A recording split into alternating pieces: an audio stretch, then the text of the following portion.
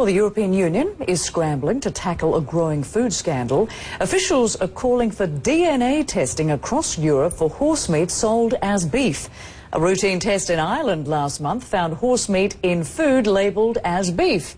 Some products there and in other countries have since been found to contain no beef at all, just horse meat.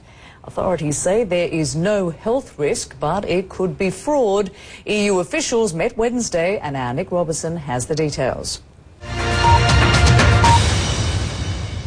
Time to share the intelligence. Arriving in Brussels, ministers from the 7 countries directly involved in the horse meat investigation.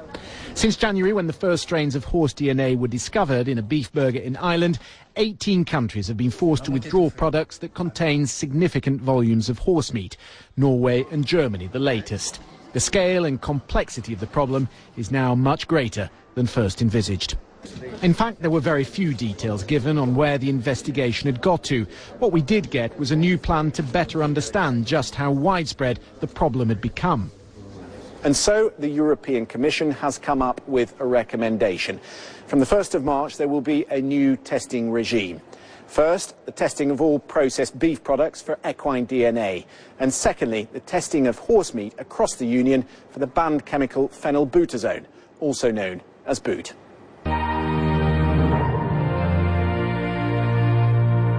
Across Europe, shopping habits are changing. The food contamination scandal reflected in a lack of confidence among consumers from Paris to Prague. Séverine Levenk, mother of 2, says you can no longer trust what's being sold to you. I will definitely change my way of shopping, and I won't buy product with meat inside anymore. I will buy meat separately and vegetables separately, but not ready-made product.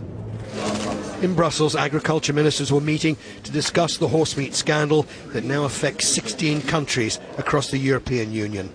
We are proposing 2 series of tests over an initial period of 1 month, but the intention is to continue with the tests over a period of 3 months, but the first results, so that would have an idea of what is going on, will be issued after 30 days, 6 weeks.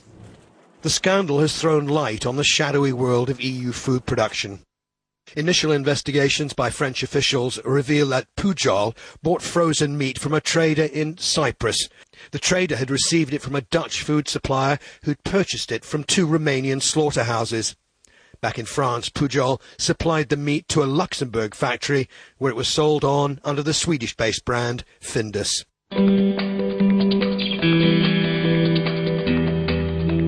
This is an EU-wide problem that needs an EU-wide solution.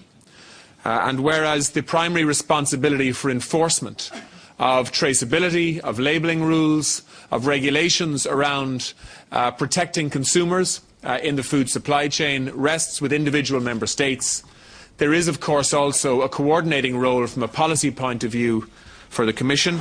Britain and Ireland urged EU authorities to propose changes to labelling rules that would force producers to provide the country of origin of processed meat products. In France, the results of the inquiry are due on Thursday. After Findus in the United Kingdom, it was the French frozen food company Picard that was next affected by the scandal. Across the Channel, the supermarket Waitrose has also announced plans to recall its beef meatballs, a product which could contain pork.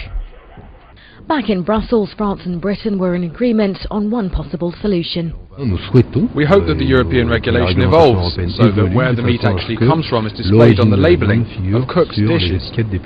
I would like to see the report, which the Commission is currently working on labelling of processed meat products, accelerated very rapidly. Horse meat will also be high on the agenda at the next EU meeting on agriculture, scheduled for February the 25th.